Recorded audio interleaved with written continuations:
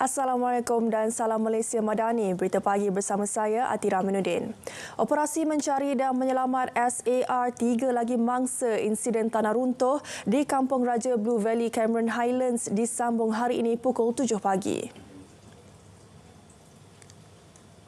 Operasi ditangguh pada 7 malam tadi akibat hujan lebat. Timbalan Pengarah Jabatan Bomba dan Penyelamat Malaysia Pahang, Mat Ghazani Mat Ghazi berkata, hujan lebat menyebabkan cuaca buruk dan struktur tanah menjadi tidak selamat dan berisiko. Selain meluaskan kawasan pencarian, operasi akan memfokus kepada sektor pertemuan dua mayat sebelum ini. SAR bagi menyelamatkan mangsa digerakkan dengan kekuatan 84 anggota pelbagai agensi.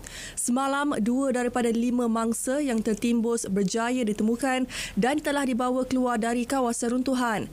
Mangsa termasuk 3 beranak dan 2 rakan mereka berumur antara 25 hingga 56 tahun. Identiti 3 mangsa lemas di kolam latihan sebuah kem tentera di Temerloh Pahang petang semalam dikenal pasti sebagai anak anggota di kem terbabit. Ketua Polis Daerah Temerloh ACP Mazlan Hassan berkata kejadian diketahui selepas seorang rakan mangsa meminta tolong daripada anggota tentera sekitar 5.30 petang. Bedah siasat akan dilakukan hari ini sebelum jenazah diserah kepada keluarga untuk dikebumikan di Bacok dan Pasir Putih, Kelantan. Beliau berkata lokasi kejadian adalah kawasan larangan dan pihak tentera telah menutup tempat itu. Siasatan awal juga mendapati tiada unsur jenayah. Kes diklasifikasi sebagai mati mengejut setakat ini. Terdahulu, bomba melaporkan 2 kanak-kanak 11 tahun dan seorang remaja lelaki 13 tahun ditemukan lemas selepas disyaki mandi di kolam latihan kereta kebal sedalam 7 kaki. Polis mengesahkan 1 mayat yang ditemui di pantai Teluk Lipat petang semalam adalah mayat salah seorang suspek yang terjun ke dalam Sungai Dungun selepas melarikan diri daripada pemeriksaan polis Khamis lalu. Ketua Polis Daerah Dungun, Superintendent Maizura Abdul Kadir berkata pengesahan mayat suspek berumur 30 tahun itu dibuat kakaknya sendiri dan pakaian dipakai suspek. Mayat suspek ditemui orang ramai terdampar pada benteng pemecah ombak kira-kira 7 km dari lokasi kejadian. Menurut Superintendent Maizura, usaha mencari seorang lagi suspek sedang giat dijalankan. Dalam kejadian kemarin, 3 suspek yang menaiki sebuah lori bertindak melarikan diri sebelum dikejar anggota polis sejauh kira-kira 100 km sebelum kenderaan mereka dipintas polis kira-kira 6.55 pagi. Hasil pemeriksaan polis menemukan segulung kabel telekomunikasi yang dipercayai dicuri tersimpan pada bahagian belakang lori terbabit. Mahkamah Keadilan Antarabangsa ICJ di The Hague pada Jumaat mengarahkan Israel mengambil semua langkah yang mungkin untuk mencegah tindakan pembunuhan beramai-ramai di semenanjung Gaza.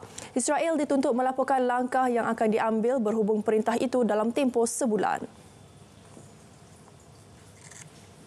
Mahkamah Dunia itu turut mengarahkan Israel mengambil semua langkah untuk menghalang tenteranya daripada melakukan pembunuhan beramai-ramai, menghukum dan membawa masuk keperluan bantuan kemanusiaan.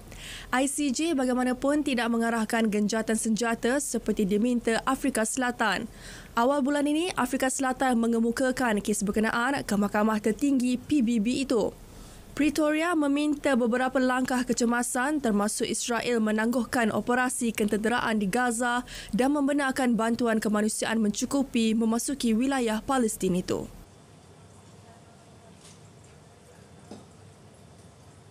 Dalam pada itu, Majlis Tertinggi MT UMNO merahkan penghargaan terhadap komitmen Perdana Menteri dan kerajaan yang secara konsisten memperjuangkan nasib rakyat Palestin. Mesyuarat merakamkan penghargaan kepada Yang Amat Berhormat Perdana Menteri Datuk Seri Anwar Ibrahim dan Kerajaan Malaysia yang secara konsisten memperjuangkan nasib rakyat Palestin hingga membawa kepada keputusan positif Mahkamah Keadilan Antarabangsa berpandukan kes yang dibawa oleh Afrika Selatan yang memerintahkan Israel untuk menghalang tindakan pembunuhan beramai-ramai, genosid terhadap rakyat Palestin dan membenarkan bantuan kemanusiaan. Kerajaan diminta segera tubuhkan Suruhanjaya Ekonomi Gig Malaysia. Ia antara ketetapan yang dipersetujui dalam mesyuarat Majlis Tertinggi MT UMNO malam tadi yang dipengerusikan Presiden Datuk Seri Dr. Ahmad Zahid Hamidi. Dan mesyuarat sebulat suara bersetuju untuk meminta kerajaan segera menubuhkan Suruhanjaya Ekonomi Gig Malaysia sekaligus memastikan aspek kebajikan dan hak pekerja ekonomi gig di Malaysia terpelihara.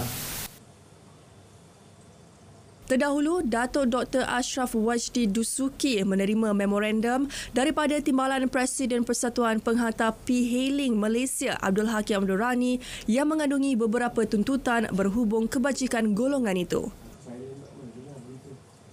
Jentera kerajaan diseru memanfaatkan sebaiknya kepengerusian ASEAN Malaysia pada 2025 sebagai landasan untuk meningkatkan martabat negara.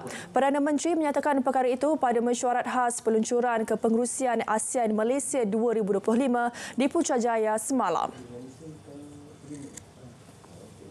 Menerusi hantaran di Facebook, Datuk Seri Anwar Ibrahim menyatakan pentingnya penekanan diberikan bagi merakyatkan ASEAN dan merealisasikan komuniti serta memacu pembangunan dan pertumbuhan serantau dalam kerangka ASEAN.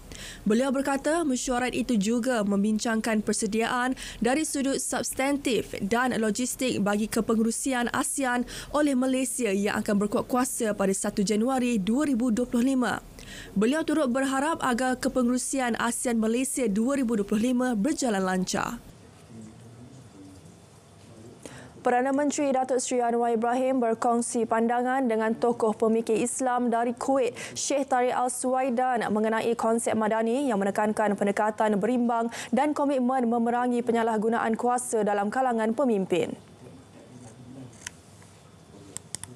Menerusi perkongsian di media sosial, Perdana Menteri turut menyatakan pendirian dan usaha berterusan Malaysia untuk menegakkan keadilan di bumi Palestin pada pertemuan itu. Sheikh Tariq berada di Malaysia untuk menghadiri beberapa siri perkongsian ilmu, khususnya dalam bidang kepimpinan, perancangan strategik dan pengurusan. Perdana Menteri turut menzahirkan penghargaan atas usaha Sheikh Tariq melalui mesej-mesej positif yang dimanfaatkan oleh generasi muda. Penyedia perkhidmatan telekomunikasi diminta mengambil tindakan segera untuk tambah baik perkhidmatannya di Melaka, terutama di kawasan tumpuan pelancong. Laporan kerja-kerja penambahbaikan perlu diserahkan kepada Kementerian Komunikasi melalui Suruhanjaya Komunikasi dan Multimedia Malaysia MCMC. Gesaan dibuat selepas ujian kualiti perkhidmatan selular panggilan suara di sepanjang Sungai Melaka merekodkan 5 panggilan terputus. Menteri Komunikasi Fahmi Fadil berkata, pemilihan Melaka sebagai negeri kedua pelaksanaan ujian itu selaras dengan statusnya sebagai negeri tumpuan pelancong. Ujian kali ini dilakukan di salah sebuah kawasan tumpuan pelancong dan sangat sinonim dengan Melaka, iaitu Melaka River Cruise.